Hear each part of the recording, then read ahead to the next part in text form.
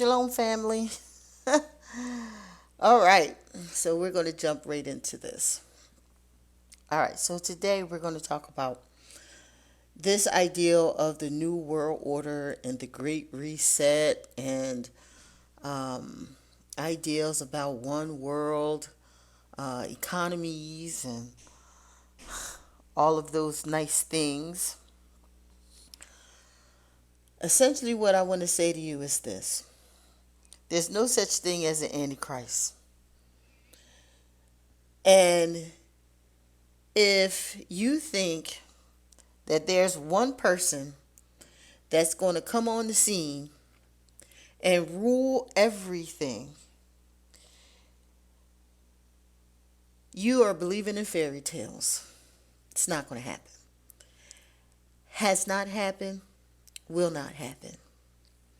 An antichrist is something that was made up to scare people into doing what the dominant religion wants you to do.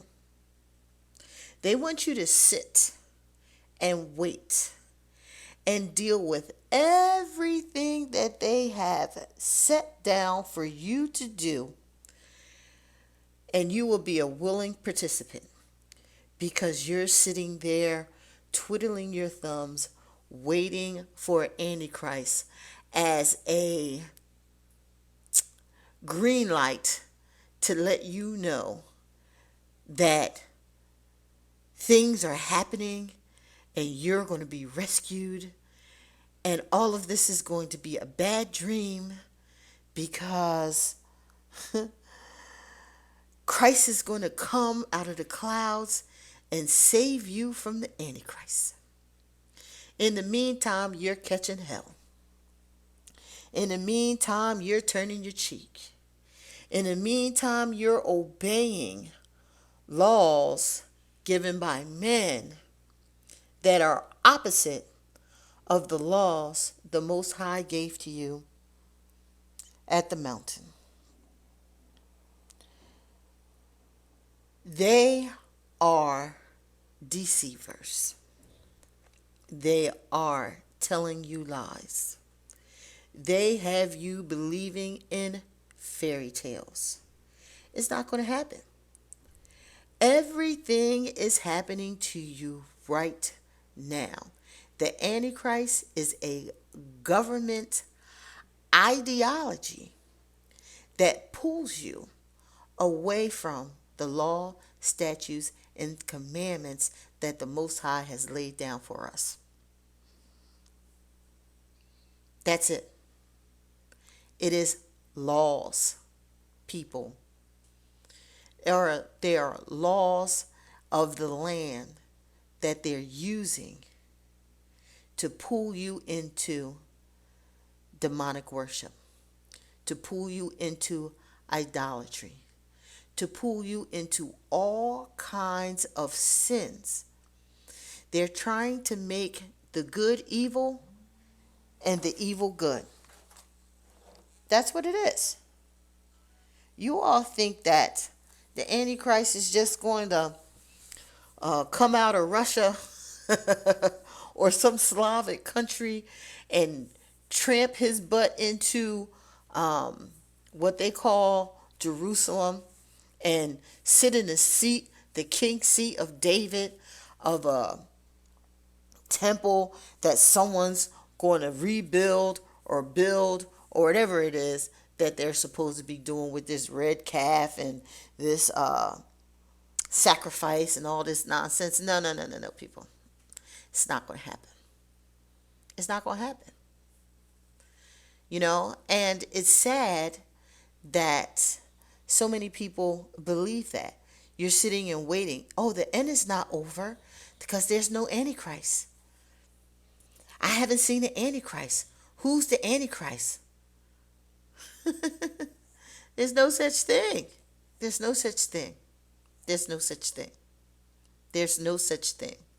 There is no Antichrist. Okay? There is none. We're going to go to the ideal of a Christ, but we'll get into that later. but there's definitely no Antichrist. There's no opposite. People think it's good and it's evil. Oh, good and evil. There's an opposite. Christ and the Antichrist. No. Fairy tales. The whole idea of Christ is not what you think. Okay? So there is no such thing as Antichrist. And I know you guys are going to yell and scream and turn off the video, and I'm not listening to that anymore because that's blasphemy. Oh my gosh. Listen, it's what it is. I know you don't want to believe it, but it's what it is. There's no such thing. You are living right now under rules that are not to your benefit. Israel and Gentiles, true Gentile nations. It's not to your benefit.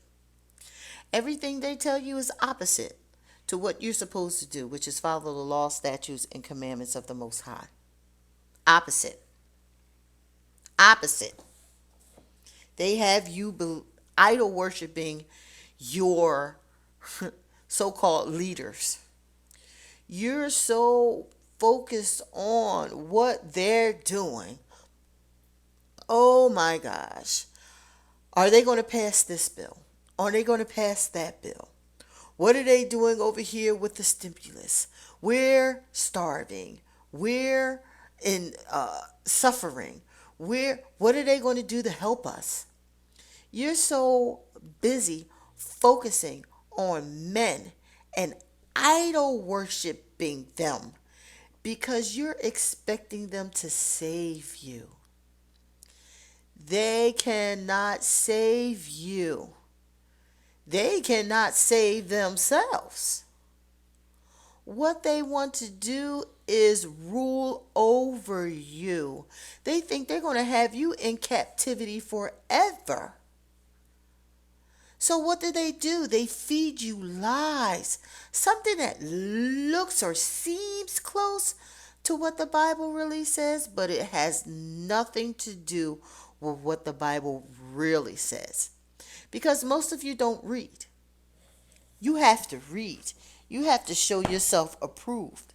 You can't just keep going on and on and on, believing everything that they say, and you don't read for yourself. If somebody is telling you not to read something, you better damn sure read it. They tell you not to read the Old Testament, you better damn sure read it. Because that's what's going to save you. They tell you, oh, don't believe the Apocrypha. Why are you believing everything your captors are telling you to believe? Why are you believing people who hate you actively? Hate you. But you believe everything that comes out of their mouth. You can't do it. Why would you believe a liar? We all know not to believe liars. And liars show themselves. They say one thing and do another. They say one thing and do another. People are getting their necks leaned on, stood on, putting their knee on the neck for 6 minutes. People are having officials break down their door and shoot them to death. People are dying in cars while they're sleeping because officials see a sleeping person as a threat. People are being humiliated and objectified over and over and over and over again. But those people do not receive any protection in terms of anything to save them. But other people who have nothing to do with it, they're not dying in the streets, they're not dying in their homes, they're not being killed under any circumstances. They receive protection. What does that say? What does that say about you? That means that they're lying to you. They're saying to you, oh, we're going to help. We're going to reform. We're going to give you Juneteenth. Because yes, Juneteenth is what you need. Smiling in your face and stabbing you in your back. But you're going to believe them when they tell you about your book, about you, about what you need to do. They're going to tell you that's not true. Don't read that book. They're going to tell you you don't have to follow those rules. That's not for you. You don't follow the rules, statutes, and commandments that were given to you. You follow our rules. Our rules are the rules that you have to follow. And you believe them. You believe everything. This is happening now. This is happening now. Don't look for an Antichrist. It's happening now. Stop it. Get in your book. Read for yourself. Stop waiting for someone to spoon feed you. If you follow the laws, statutes, and commandments, you don't have to worry about the rules of men. Because you already will be in good standing. Already. The rules, statutes, and commandments will have you blameless. Blameless, people. You won't have to worry about these rules because you'll always be on point. And it's more important to be on point with the Most High than it is to be on code with these other people. We have people in our nation who knew that it was more important to be obedient to the law, statutes, and commandments that the Most High has given us than to please men. We have Maccabees. Wonderful book. Wonderful. Read it.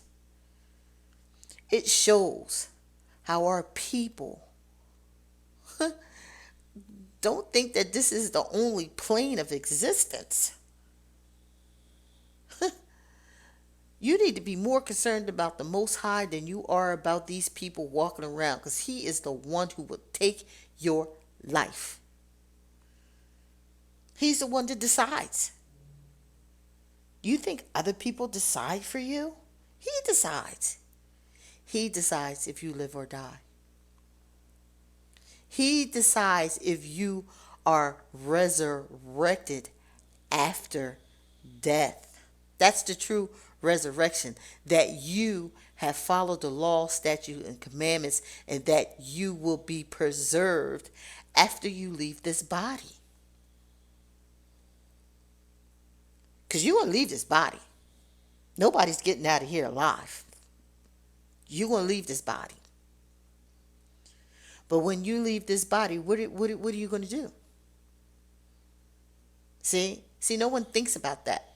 You just think about the carnal, what's happening right now. But it's more important to think about what's going to happen later. This is preparation, people. This life is preparation. You can't follow the law, statutes, and commandments after you're dead. It's useless. You done made your choice. You got to choose life. So you got to follow the law, statutes, and commandments now. And with this new world order, with these laws that are telling you that what the Most High said is not important. And I know I'm going to ruffle some feathers, but I'm going to say it. If you're running around here and you're married to somebody and you're cheating and you think that it's okay, it's not. If you out here and you're having all these kids by all these different men and you think that it's okay, it is not. If you are sneaking around with somebody else's wife or somebody else's husband, it is not okay. Nope. If you have a family member or someone that you know that's a pedophile and you don't do anything about it or try to keep your children away from it, you're hiding it and slipping and sliding and saying don't leave, you know where them kids at. What was that comedian said? Everybody in the family know who the pedophile is. Big Mama asking where the kids at. Oh, the kids with Uncle Joe. You know damn well not to have them kids with Uncle Joe. Go get them babies. And you don't expose that? Not gonna fly. Not gonna fly. You're gonna say, oh, don't judge me. Hell yeah, somebody's going to judge you. You better have your friend judge you before the Most High does, because he is not playing games with you. These things that they have here out here for you now to tell you that it is okay to do, Most High's watching. On every social media channel, shaking what your mama gave you and what she didn't. Half naked. Talking about what you going to do with this man on what day. Being a womanizer.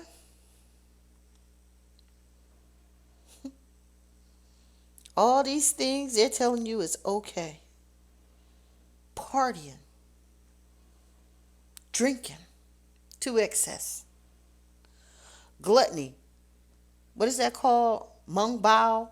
Mung something, where they sit on a video and you watch them gorge themselves with all this food. Stepping over people that live on the street, homeless, and tell them it's their fault.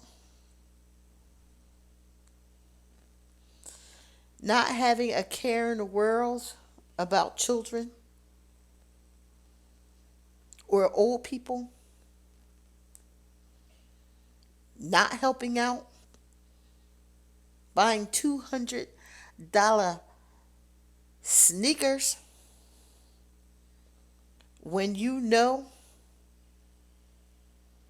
that someone in your family needs help with groceries. On Instagram, Facebook, Facebook Shorts, all these social media channels, flossing when your babies need Pampers and milk, when your next door neighbor kids are outside in the wintertime at 11 o'clock at night playing in the street, and you don't say, hey, come on over here and let me talk to you.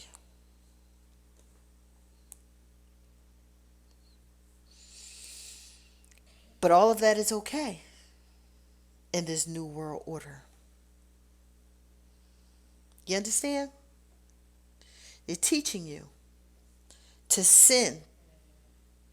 So many sins that they reach heaven. like Sodom and Gomorrah. And that was a city filled with Israelite people and Gentiles. The sons of Abraham and daughters of Abraham. Both of us. Sons and daughters of Abraham. Sins reached heaven. And the angels came down and told a righteous man, we're going to destroy Sodom and Gomorrah.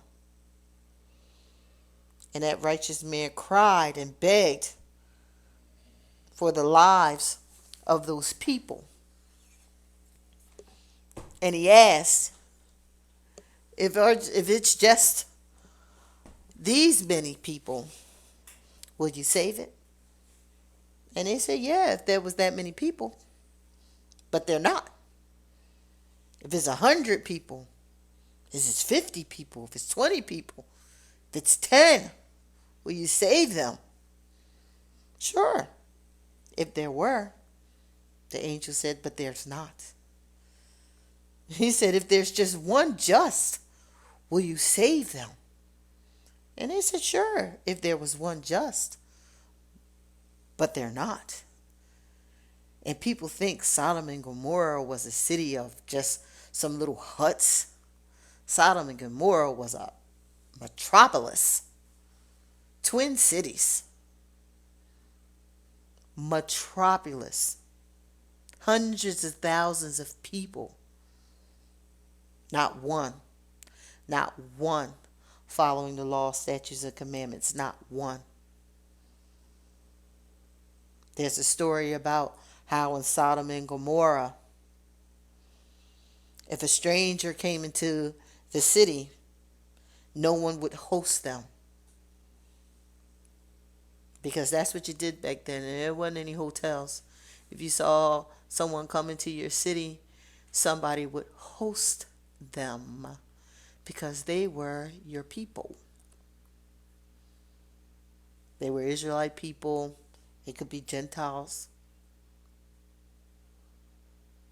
Someone would host them. They would bring them into their home, give their animals food, water, give that person hospitality, food, water, somewhere to stay, somewhere to rest as they're traveling. Not in Sodom and Gomorrah. It was against the law to host travelers. And if they caught you hosting one, they would put you in prison and kill you if you were a citizen of Sodom and Gomorrah. They would wait until that person would die in the street from thirst and hunger so they could steal all of their belongings. And that was fine. That wasn't against the law. It was not against the law to do that to a person. But it was against the Most High's law. Because you're supposed to take care of the stranger when they come. A traveler, stranger or a traveler. You host them. You care for them until they're ready to go on their way. That's the law for the of the Most High. But the law of the land said, if you host a traveler, stranger, you're going to be put in prison, and then we're going to kill you. We're going to stone you.